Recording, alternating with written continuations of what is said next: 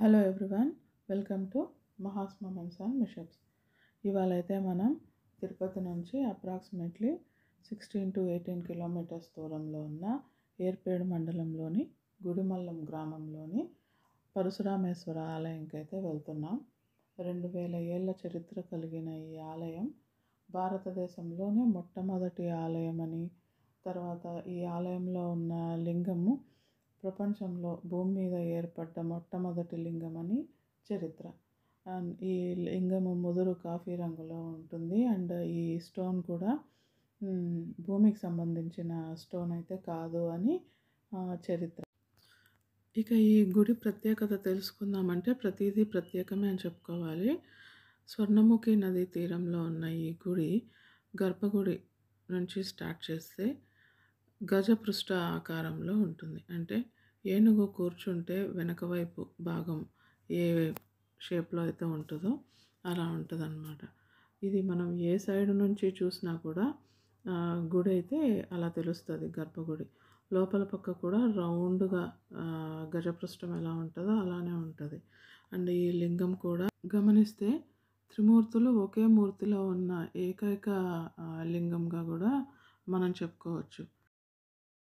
ఇక మనం లింగాన్ని గమనిస్తే పైభాగంలో లింగ రూపంలో శివుడు, మధ్య భాగంలో పరశురాముడి రూపంలో విష్ణుమూర్తి, అడుగు భాగంలో యక్షిణి రూపంలో బ్రహ్మదేవుడు ఉన్నారు.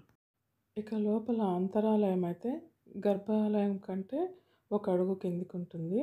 అండ్ గర్భాలయం ముఖమండపం కంటే ఒక అడుగు కిందికి ఉండడం అదొక ప్రత్యేకం. అండ్ ఎవ్రీ 60 yearsకి ఒకసారి స్వర్ణముఖి నది జలం అయితే లింగ అడుగు భాగాన్ని అభిషేకిస్తుందంట.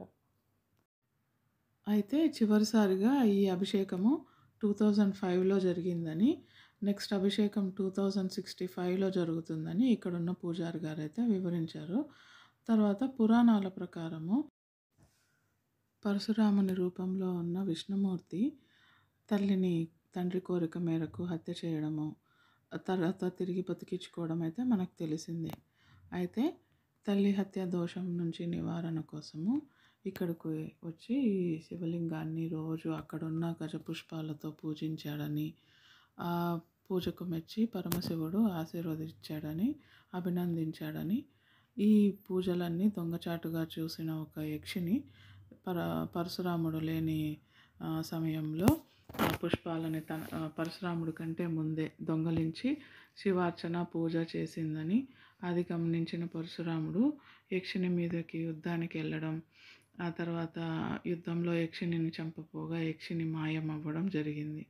అయితే ఇదంతా గమనించిన పరమశివుడు ఇద్దరిని అభినందించి ఆశీర్వదించి తన లింగంలో ఐక్యమైపోమని ఆశీర్వదించి తన దగ్గరకు చేర్చుకున్నాడని ఈ పురాణం. అయితే ఆ యక్షిని ఎవరో కాదు, బ్రహ్మదేవుడు, పరశురాముడు విష్ణుమూర్తి, పైన ఉన్నది లింగ రూపంలో ఉన్న శివుడు. అయితే ఈ లింగము పురుషాంగాన్ని పోలి ఉండడము, నవపాషాణాలతో నిండి ఉండడం కూడా ఒక ప్రత్యేకం. తర్వాత గుడి కూడా 1 లేదా 2వ శతాబ్దానికి చెందిందని కూడా చరిత్ర.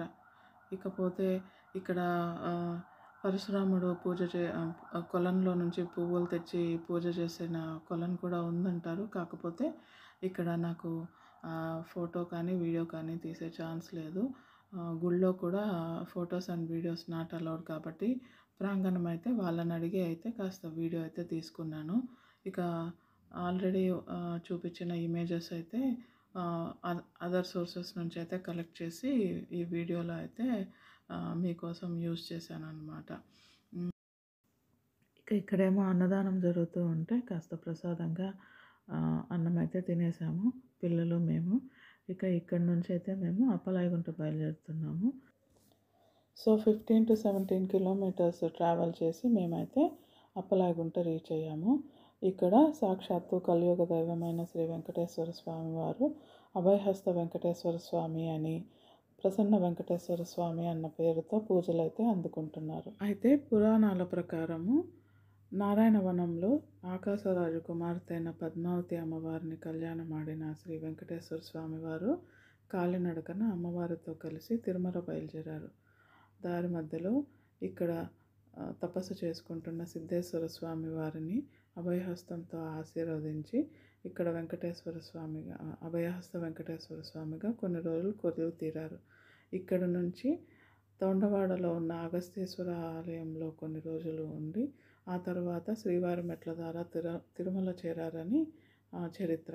ఇక్కడ స్వామివారు కూడా కుడి చేత్తో అభయం ఇస్తూ ఉండటము విశేషం. ఈ స్వామివారి విగ్రహము మనకి ఈ గుడిలోనే ఇలా చూడగలము. ఎందుకంటే మనం గమనిస్తే ప్రతి ఆలయంలో స్వామివారు కుడి చెయ్యి కిందకుంటుందన్నమాట. ఈ గుడిలో మాత్రమే స్వామివారి కుడి చెయ్యి అభయం ఇస్తూ ఉంటుంది. ఇక్కడ స్వామివారు కూడా ఈజీగా ప్రసన్నమవుతారని కూడా ఒక నమ్మకం. అందుకే కోరిన కోరికలు నెరవేరుతాయి అని కూడా అంటూ ఉంటారు. మీరు తిరుపతి విజిట్ అయితే వీలైతే తప్పకుండా ఈ గుడిని కూడా మీ ఐటినరీలో అయితే చేర్చుకోండి. ఇక్కడ నుంచి అయితే మేము నారాయణవనం బయలుదేరుతున్నాము. అయితే ఇక్కడ స్వామివారు కళ్యాణ వెంకటేశ్వర స్వామివారిగా పూజలు అందుకుంటున్నారు.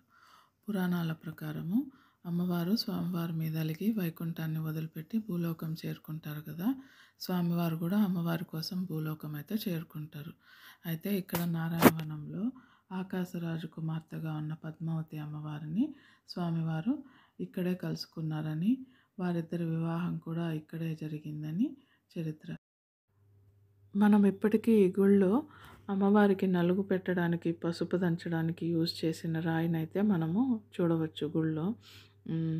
తప్పకుండా మీ ఐటినరీలో తిరుపతి విజిట్ ఉంటే ఈ నారాయణవనం టెంపుల్ విజిట్ కూడా చేర్చుకోండి. ఇక్కడ నుంచే స్వామివారు అమ్మవారు కళ్యాణం తర్వాత కాలినడకన బయలుదేరి అప్పలాయగుంట తర్వాత తొండవాడలోని అగస్తేశ్వర ఆశ్రమం చేరుకొని అక్కడి నుంచి శ్రీవారి మెట్ల ద్వారా తిరుమల అయితే చేరుకున్నారు.